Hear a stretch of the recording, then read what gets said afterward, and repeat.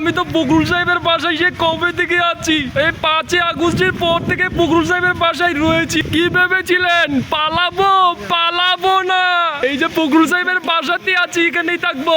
ভালো হয়ে যাও মা, শুধু তুমি এই কথাকে বলবে আর পালিয়ে গেছে কাউয়া কাদের, কেউ জানে না খবর তার। ভালো হয়ে যাও।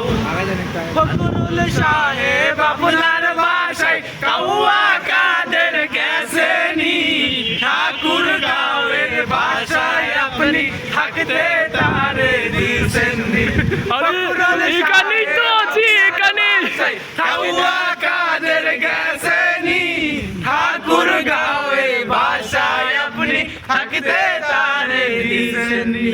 ভালো হয়ে যাও মা, শুধু তুমি এই কথাকে বলবে আর পালিয়ে গেছে কাউয়া কাদের, কেউ জানে না খবর তার। ভালো হয়ে যাও।